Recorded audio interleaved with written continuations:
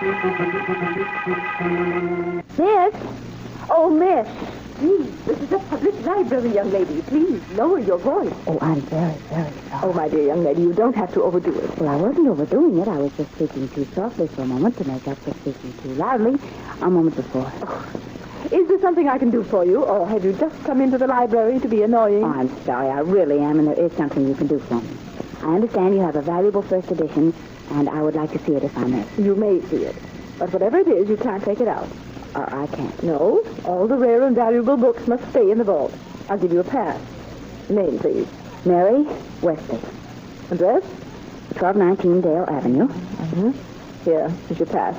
Give it to the attendant when you get into the vault. Thank you. Now you tell me something. Where's the vault? Right there, that first door on the left. Oh, thank you. Thank you very much. Quick, somebody, quick! In the rare book vault, that the attendant in there is dying. What? What's the matter? I don't know. Where's the telephone? He just lost over. I'll call an ambulance and get a doctor. You and you two help him. Somebody do something.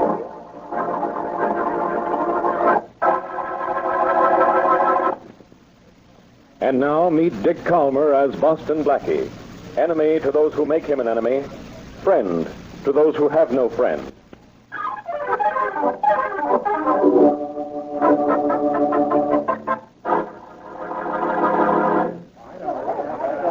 Please, can't you people be quiet? This is a public library. People are trying to read in here. Not anymore, they're not. And when I want quiet, I'll get it. Quiet! Quiet, everybody! See what I mean? Yes, Inspector Faraday. And now if you lower your voice, everything If will I lower my voice. Yes, Faraday. It's easy. Just lower it to match your IQ. Quiet, Blackie.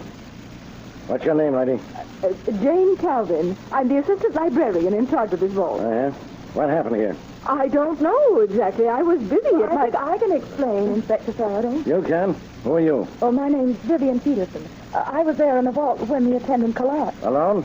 Yes, only the attendant and I were in there.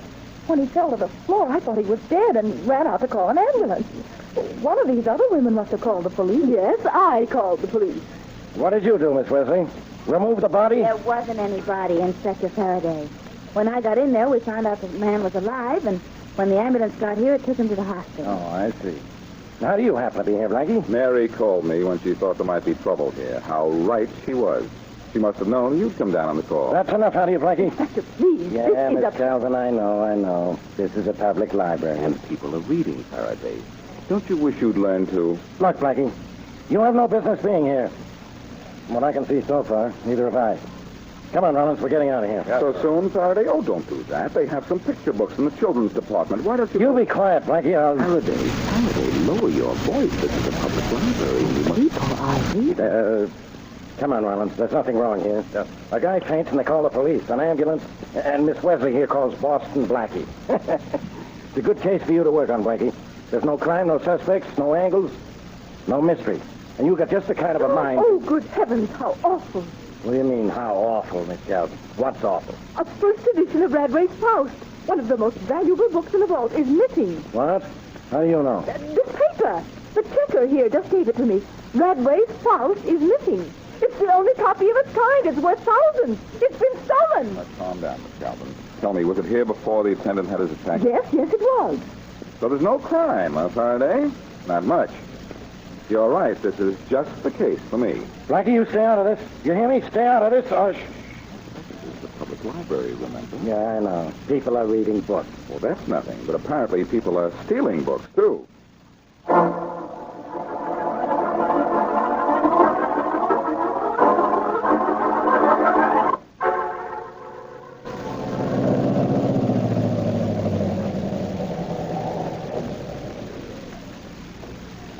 Over there. Is this the road to Johnstown?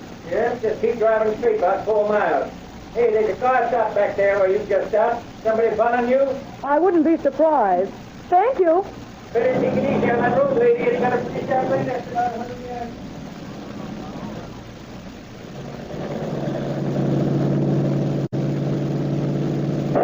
Oh, darn. Fine time for a blowout.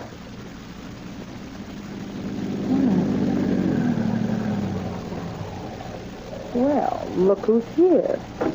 Hello, Miss Peterson. Were you going somewhere? Yes, I was, Miss Wesley, and if you are, don't let me stop you. I knew you were following me, of course. Did you? You should be glad I was. Come on, I'll give you a lift back to the city. You can't very well ride back on that flat tire. I wasn't going back to the city. Well, maybe you weren't, but you are now. I thought it was your boyfriend, Boston Blackie, who was the tough member of your team, Miss Wesley. I don't know why you followed me, and I don't care. Well, you will. Look, Miss Peterson, Inspector Faraday told me that Angus, the library attendant, was fed knockout drops. You were the only one in that library vault when he keeled over. Now, I think there's a connection, especially since you suddenly decided to leave town. Better mind your own business, Miss Wesley. Better get in that car of yours and keep going. Nope, unless you meant that would be better for you. I'll tell you something else I found out. That you worked for Harold Benson, the rare book dealer. What about it? Worked for a rare book dealer. Very rare book missing from a library. And you were in the library at the time. Doesn't that strike you as being peculiar? Miss Wesley, I don't think you realize I was searched before I left the library after the book was reported missing. By the way, were you... Nope. Mary Wesley, friend of the notorious Boston Blackie, just happens to be in a library where a very valuable book is suddenly found missing, isn't searched when she leaves. Doesn't that strike you as peculiar? Get in this car, Miss Peterson. Get in here before I... What? Knock me out the way you did the library attendant? Well, no, but that isn't such a bad idea. Maybe I will at that. Then again, maybe you won't. See what I mean? Oh, pretty. Pearl-handled and quite effective, I imagine. This gun? Very. Well, at least it proves that I was right. Miss Peterson, you don't dare shoot me, and when I tell the police what I know... What is it you know, Miss Wesley? I know the whole story.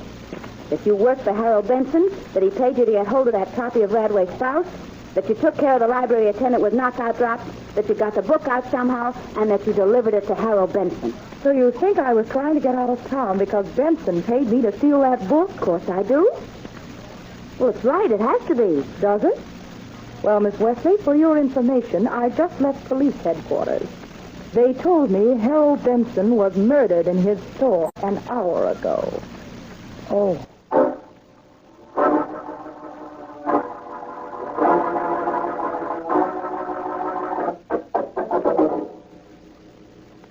Phew. Oh, I'm just about licked, Mary. This book vault is small, but it's got more good hiding places. I know. Blackie, you've been looking for hours. Why don't you give up? Why? Because we searched the late Mr. Benson's store. We searched Benson's home. We couldn't find that book. That means only one thing. Yeah, the book must still be here in the vault unless that Peterson girl took it. And Blackie, I still think that Vivian Peterson is guilty. I think not, Mary. She just got scared when Benson was killed and tried to get out of town. Well, this loose board in the wall here, this is our last hope. Hey, you pulled that board all the way out. You know that? What's behind it? The end of our last hope, Mary, a blank wall. And that's what we're up against, too, a blank wall. That book just isn't here. And you don't think Vivian Peterson has it? Where is it? I don't know. It's obviously been taken out of here. But by whom and how? And where is it now? I wish you wouldn't ask questions like that. Maybe it's the questions that annoy you, Mary, but it's the answers that bother me.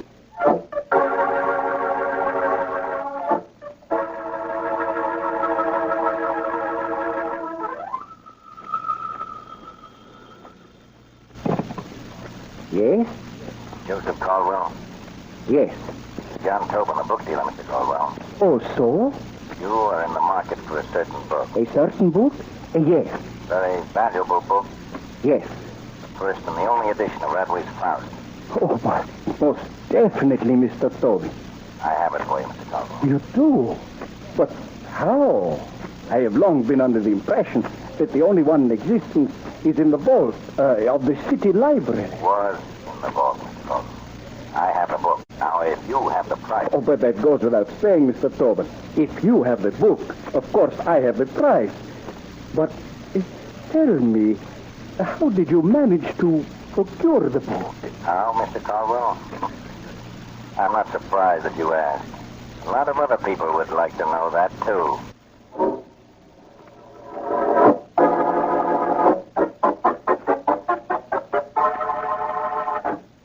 What's the matter with you, Blackie? I've got a murder case on my hands, and all you worry about is a stolen book. You're what's the matter with me, Faraday. I shouldn't waste my time trying to explain things to you. Don't you see? Whoever stole that book also murdered Harold Benson. What makes you think so? I think so because Benson was an honest man. He knew who stole the book and threatened to go to the police unless the book was returned. He was shot and killed for his trouble. And you ought to be shot and killed for the trouble you caused me. All right, so your theory is okay. Whoever stole the book killed Benson. Who stole the book? Now, you're with me. First of all, let's figure out who didn't. Oh, Mary Wesley didn't. Oh, it's generous of you, Inspector. No, Mary didn't. Miss Calvin didn't. The library attendant? No, I think not. Miss Peterson didn't. No, she proved that, I think, when she decided to come back to town with Mary. Well, Benson didn't. He wasn't near the library. Besides, he's dead. Excellent deduction, Faraday. So who did steal the book? Nobody. Who's left? Angus, the attendant in the vault. Why, you get dumber every day. How could Angus have stolen the book? He was carried out of the vault unconscious. Besides, he was in the hospital when Benson was shot. Faraday, your logic is perfect. And so is your record for not getting anything done. Sure, I know Angus is an impossible suspect, but the possible suspects are either dead or innocent. So, if you won't bother to go see Angus at the hospital, I will. go ahead. What can he tell us that's important? I don't know. I only hope nobody got to him first and made sure Angus wouldn't be able to talk.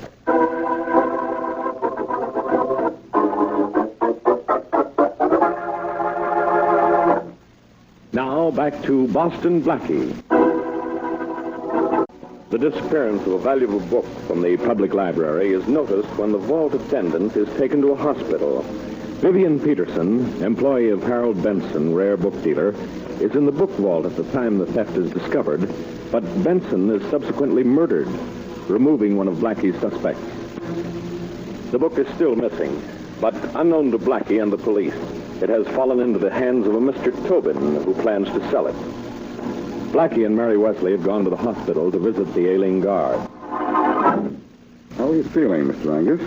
A little weak, thank you, but better. Good.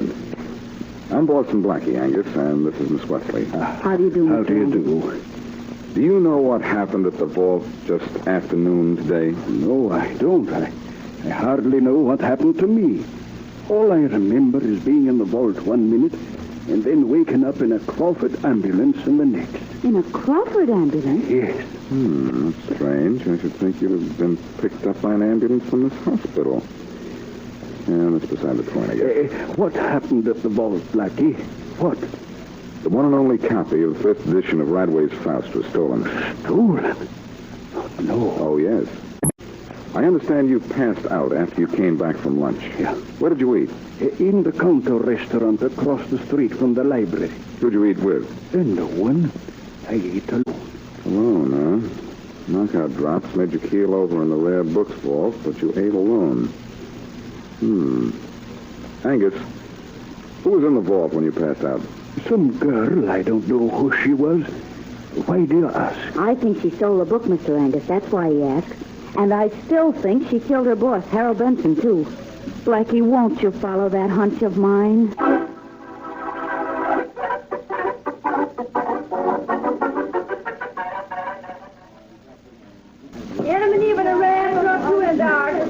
Miss? Yeah, mister, what do you have? Nothing on your menu. Just a little information. Well, just a minute. I gotta wait on some paying customers. Sure. Blackie, what are we doing in this restaurant? Just following your inch, Mary. Oh, Angus says he ate here alone. Maybe he's not telling the truth. now that's just what I kept saying. Vivian Peterson was in the vault when Angus passed out. She was there when the book was found missing, and the fact that she works for Harold Benson, a rare book dealer, is just too much to be coincidence. Right? Certainly doesn't sound wrong. Now, what's this information you want, mister? Make it quick. I'm busy. Do you know Angus, the attendant in the rare book vault of the library? Angus? Sure, I know him. Good. Did he eat here this noon? This noon? No, he ain't been here in a week. He's been meeting some dame across the street and going down to some other restaurant. He met this dame this noon? Yeah. How do you know? 'Cause I seen her walk down the library steps today, and she's a looker. You couldn't miss her. Is she tall, good-looking, long black hair? Steady's wrong, mister. How'd you know? Because from the description you just gave me, I know she's Vivian Peterson. Yeah? Well, maybe that means something, but doesn't to me. I'll be seeing you. Blackie, Mr. Angus said he didn't know Miss Peterson, and this girl said that she saw them together. So she did, Mary. Which proves your hunch. Angus is not only lying in a hospital bed, he's lying, period. Come on, Mary, let's get out here. Where are we going now? I think we'll pay a little visit to Vivian Peterson. Uh-oh. Where do you drop me? Oh, my gosh, Blackie, it's raining. I don't know why you say that. It's practically a cloudburst. Well, the restaurant is waterproof. Let's go back inside. We're going to get a cab, I hope. And go see Miss Peterson? For business reasons, Mary. Vivian Peterson called a Crawford ambulance for Henry Angus. I think the private ambulance angle tells me how the book was taken out of the vault. Well, it doesn't tell me, so suppose you do. The book was carried out on top of the Crawford ambulance stretcher and under the unconscious form of Henry Angus. You mean after Miss Peterson gave Mr. Angus the knockout drop? Then she went into the vault with him, waited for him to pass out, slipped the book under him, and called the Crawford ambulance service and had them pick up Mr. Angus and the book at the same time. Right. Look, you stay under this awning. I'll go down to the corner there and see if I can't get a cab. All right. Don't go away now. I won't. A taxi! Taxi! Okay, Tom. Looking for something, Bud? Yeah, a cab, but put away that gun. Not even that'll get you a cab in weather like this. I ain't looking for a cab. I'm looking for you. Getting this car here. Why, I sure will. With pleasure. But I'm not going to get in with you. Nice car the fellow decided to lend me. Much better than a taxi. Hey, Mary! Mary! Come, Blackie, coming.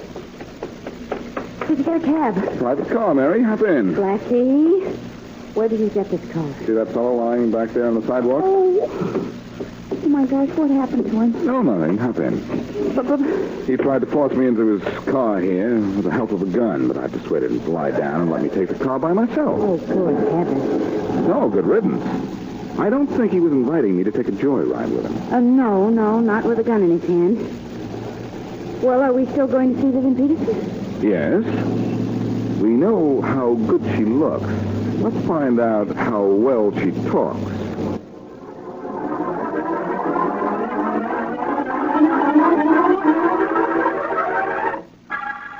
And now back to Boston Blackie.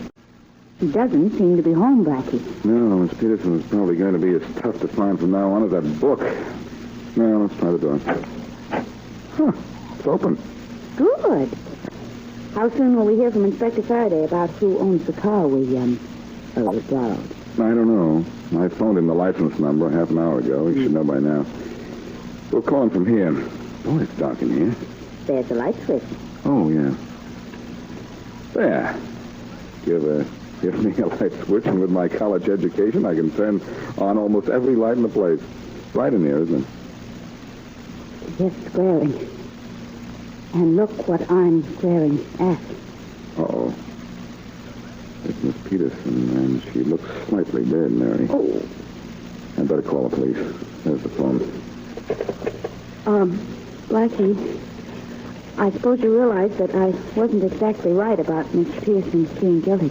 I do now. You almost had me convinced, though.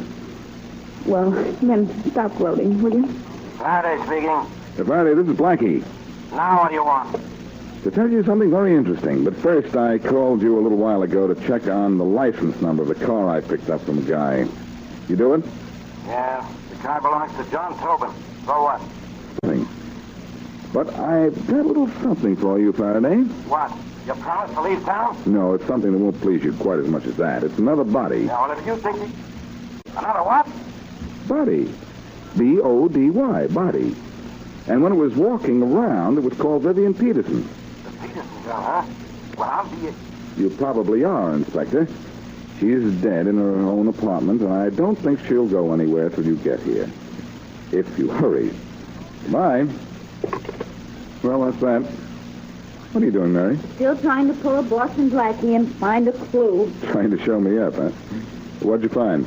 What did Inspector Faraday find out about the car you appropriated? Oh, a man named John Tobin owns it. Why? John Tobin, Blackie, he's mentioned in one of the letters here on Miss Peterson's desk. What? Let's see the letter. Here it is. Let me read it. It says, since your present employer will not procure the book for me at any price, I have contacted John Tobin. The same offer goes if you want to work with Mr. Tobin. You will get 10% of my purchase price of the book. Signed, Joseph Caldwell. That's a funny way to spell Joseph with an S. Sounds foreign.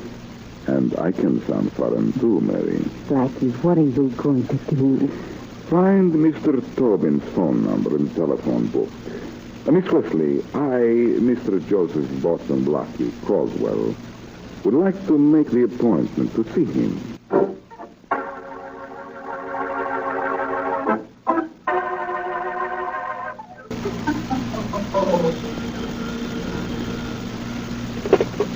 Hello.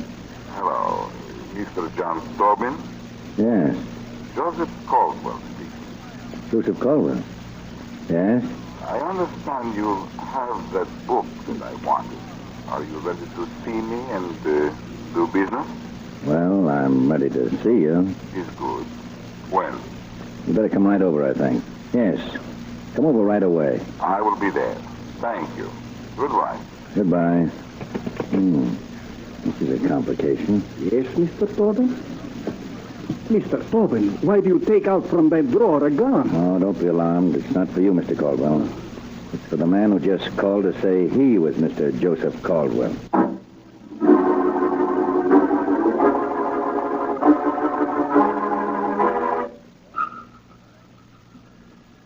Yes, come in. Mr. Tobin? Yes. I am Mr. Caldwell. I was on the telephone with you. Oh, yes, come in, Mr. Caldwell. Thank you. We can get right down to business, Mr. Caldwell. Yes, I think so. We can... who is this man? You don't know Mr. Caldwell? He's Mr. Caldwell. Uh-oh. He was here when you phoned. Now, don't move wherever you are. This gun might not care who you are. I'm Boston Blackie, and don't worry, I won't move. I advise you not to, Blackie. I won't be as easy to handle as the man I sent to pick you up in my car. Oh, so you sent that man to pick me up, did you? Did you think I was getting too close to tracing that book to you? That's right. Complimentary gesture, I'd say. May I ask one favor? The dying man and the last request? What is it? May I see the book that caused all this trouble? That can do no harm now. It's in this drawer here. Yeah, you may look at it, but please be careful that I see what you're doing. Oh, I'll be so careful it'll hurt. So this is the Radway fast. Not heavy, isn't it? That isn't important. It is old and it is rare. That is important. Mr. Caldwell here is prepared to pay plenty for it. I must have the book. I must have it. Well, you'll get it according to Mr. Tobin's plans, but not according to mine. I think he'll get it right in his big fat face. Poor boy. Doesn't think straight, doesn't shoot straight. Oh. Now, don't you get gay, Caldwell. Just sit where you are. Well, a little learning can be a dangerous thing, they say. Spoken a big book. I threw that pretty accurately, don't you think? Well, I do not know. I do not know what this is about. No. It's about a book that was stolen. It's about an attendant who was knocked out. It's about a book dealer and his girl assistant who were murdered. And it's about the most complicated case I've ever worked on.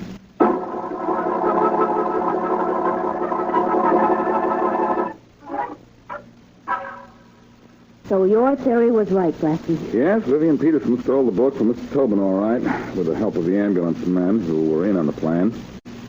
My theory about the murder of Harold Benson was right, too. Okay, sir, take a bow. Now, let's see. Benson figured out who had the book and threatened to go to the police. So Tobin killed him and had a clear field to sell the book to Mr. Caldwell. And Tobin killed Miss Peterson, too, didn't he? Right. Why? Same old story, Mary. Miss Peterson didn't bargain for murder when she agreed to steal the book. When Benson was killed, first she tried to run away, then she threatened to go to the police. Our friend Angus wasn't in on the deal. All he did was fall in love with Vivian Peterson and lie to us about not eating with her. Well, as long as the police have recovered the book, I don't think they'll be too rough on him, do you? Even though he may not get back his library job. Maybe not. You know, Mary, I'm satisfied with everything about this case, except one thing. What's that? Something you wanted to do and didn't? Yes. I wanted to tiptoe up in back of that librarian, Miss Calvin, and whisper in her ear, "Quiet, please. People are reading."